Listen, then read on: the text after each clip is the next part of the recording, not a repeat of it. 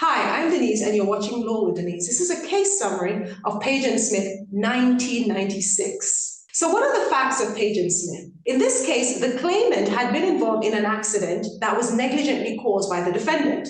Fortunately, there wasn't any physical injury to the plaintiff nor to the other occupants of the car. However, 3 hours after the incident, the plaintiff did start to feel very exhausted. When he later spoke to a doctor, it was confirmed or he was diagnosed with ME. Now, it's very important to note that the plaintiff had suffered from ME prior to this incident. However, he had suffered from it sporadically and it had been in remission prior to the incident. But the plaintiff argued, and this is what he based his claim for damages on, he argued that it was the incident caused by this negligent defendant which led to the return or the recurrence of his ME. And it was very serious because by the time the case had reached the House of Lords, it was 8 years after the accident and the plaintiff had not been able to return to work. So he was seriously suffering as a result of this incident. At first instance, he won and he was awarded £160,000 in damages. But the defendants appealed, and this appeal went on to the Court of Appeal. Now, what did the Court of Appeal say? Well, in the Court of Appeal, the defendant's argument was that the judges should take into consideration that the plaintiff was not a man of normal fortitude. What that means is that the plaintiff had been suffering from something prior to the incident, and this thing that he was suffering, which namely was the ME, made him more susceptible to injury. So they were arguing that because he was more susceptible to injury, they should not be liable because it wasn't reasonably foreseeable that a man who was not of normal fortitude would have suffered the injuries that he suffered. And the Court of Appeal bought their argument. So the defendants won in the Court of Appeal. But the plaintiff appealed.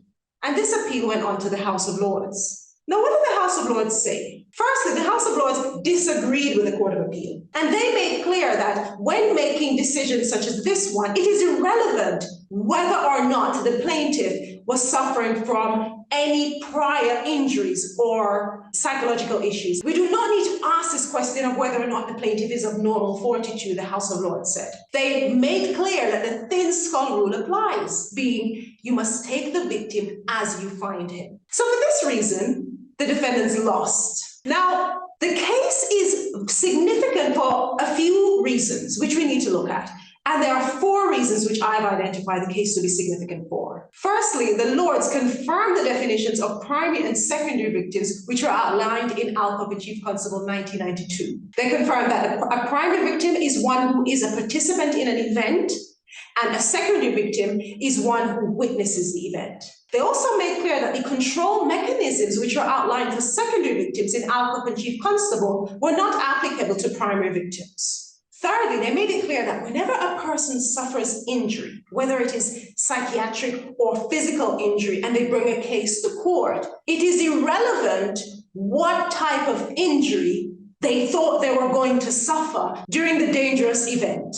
So what that means is when you go to court, it is the judge does not or should not be questioning what type of injury the plaintiff feared they were going to encounter. As long as the plaintiff confirms that they feared they were going to encounter personal injury, which is either physical or psychiatric, whatever injury they actually sustain, whether it is physical or psychiatric, is irrelevant. All we're interested in is, did the person or did the plaintiff have reasonable fear of some personal injury? And lastly, the court made it absolutely clear that the thin skull rule applies to these types of cases. They made it clear that we should take the victim as we find them, meaning it's irrelevant what prior issues a plaintiff had before they sustained the injuries in question. Thank you.